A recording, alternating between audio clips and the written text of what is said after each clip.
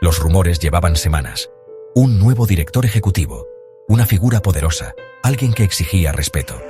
Entonces llegó Muzan Kibutsuji. Era la elegancia personificada. Su presencia llenaba la habitación y todos los ojos se posaron en él. No era solo su apariencia, sino la forma en que se movía, con una confianza que parecía casi sobrenatural. Sin embargo, bajo la superficie, acechaba algo siniestro.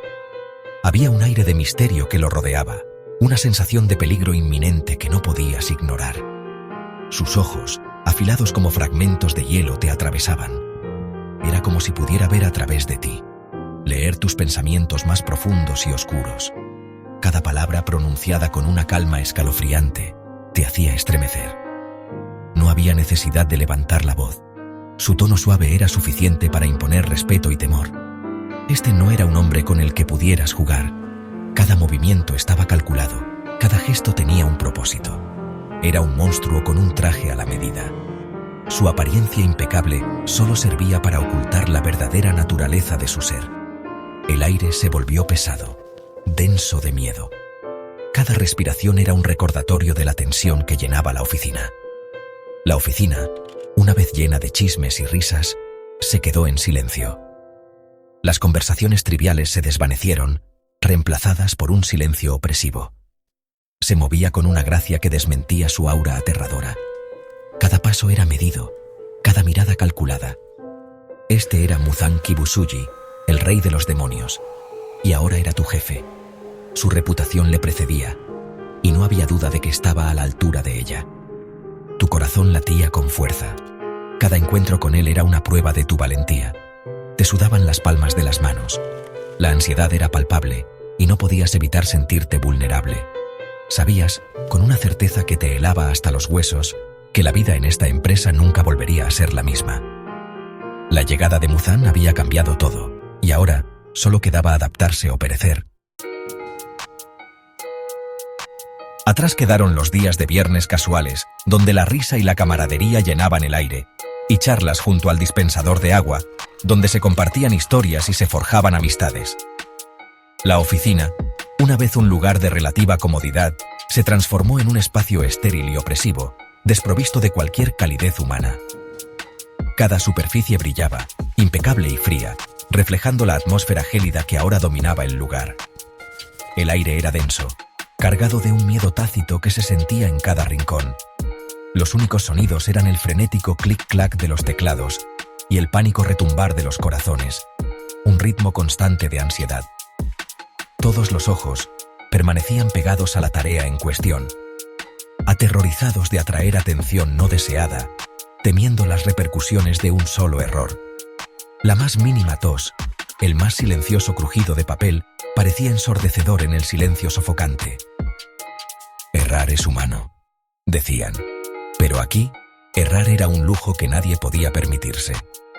Pero en el dominio de Muzan, errar era invitar a consecuencias inimaginables, un destino que todos temían profundamente. El miedo era palpable, una entidad sofocante que impregnaba cada rincón de la oficina, haciendo que cada segundo se sintiera eterno, convirtiendo incluso la tarea más mundana en una prueba de nervios, donde cada movimiento era calculado y cada palabra medida.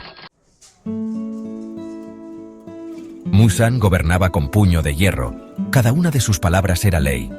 Sus reglas no eran meras directrices, eran edictos, grabados en piedra y aplicados con una crueldad inflexible. Llegar tarde, una vez una ofensa perdonable, ahora era la transgresión definitiva. Llegar un minuto tarde era cortejar el desastre, tentar al destino con un amo cruel e implacable. Las preguntas eran un lujo, una indulgencia peligrosa, reservada solo para los más tontos o los más desesperados. Cuestionar a Muzan era cuestionar su autoridad, su propia esencia. Y tal insolencia, lo dejó muy claro, no sería tolerada. Cada tarea, cada informe, cada presentación tenía que ser ejecutada con una precisión impecable. La mediocridad era un anatema para él, una debilidad que no toleraría. Las reuniones, antes tediosas pero soportables, se convirtieron en ejercicios de terror. La sala de juntas, antes llena del murmullo de conversaciones educadas, ahora resonaba con un silencio tan profundo que era casi ensordecedor. Todos los ojos permanecían fijos en Muzan, sentado a la cabecera de la mesa, con una mirada lo suficientemente aguda como para cortar diamantes. A veces, hablaba, su voz un monótono bajo y escalofriante, describiendo sus expectativas con una claridad que no admitía discusión. Otras veces permanecía en silencio, su mirada recorriendo a los empleados reunidos, un depredador evaluando a su presa. La tensión en la sala era tan espesa que era casi tangible, una entidad viva y respirante que amenazaba con sofocar. A su lado estaban sus lugartenientes de mayor confianza, las 12 lunas demoníacas, su guardia de élite, cada uno tan formidable y aterrador como su amo.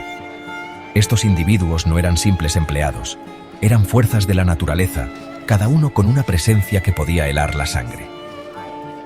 Doma, con su comportamiento eternamente alegre, enmascaraba un vacío escalofriante, una sonrisa que nunca llegaba a sus ojos, una completa falta de empatía que te hacía estremecer. Su risa era un eco vacío en los pasillos de la oficina. Akaza, su espíritu competitivo ardiendo con una intensidad casi impía, veía cada tarea como un desafío, cada proyecto como una batalla que debía ganarse a cualquier precio. Su dedicación era tan feroz que intimidaba a sus colegas. Y luego estaba Kokushibo, la epítome de la eficiencia fría y calculadora, un enigma envuelto en misterio, la mano derecha de Muzan y objeto de rumores susurrados y especulaciones temerosas. Era el empleado perfecto, totalmente dedicado, despiadadamente eficiente y completamente inhumano. Su presencia era una sombra constante sobre todos. Ganarse el favor de Muzan era aspirar a este ideal escalofriante, un objetivo que pocos se atrevían a perseguir, sacrificar tu propia humanidad en el altar de la ambición. En este entorno, la competencia era feroz y la lealtad una moneda de cambio. Cada día era una prueba de resistencia y solo los más fuertes sobrevivían en la despiadada jerarquía de Muzan. Sección 6. El fracaso no es una opción. Fracasar no era una opción en la empresa de Muzan. Las consecuencias de decepcionarlo eran mucho más aterradoras que un simple despido o una evaluación de desempeño mordaz. Circulaban rumores sobre empleados que se habían atrevido a enfrentarse a él, que habían cometido el error fatal de cuestionar su juicio o, peor aún, de no cumplir con sus estándares imposibles.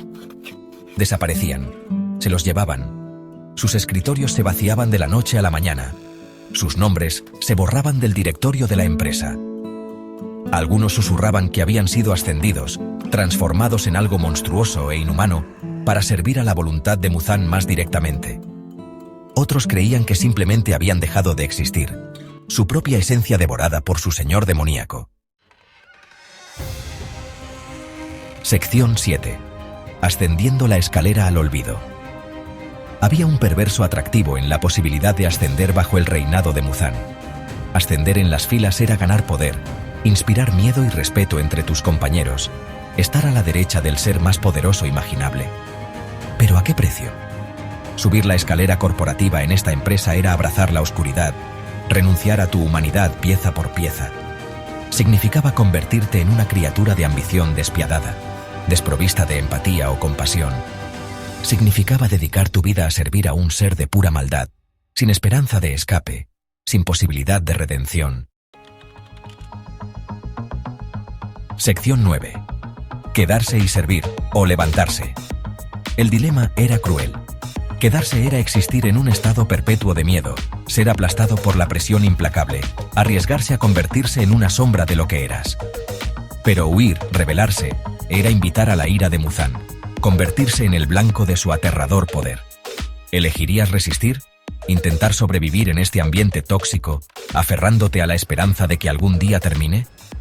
¿O arriesgarías todo, tu carrera, tu cordura, tu propia vida, por la oportunidad de escapar y vivir para contarlo? La decisión era tuya, pero las consecuencias, decidas lo que decidas, serían nefastas.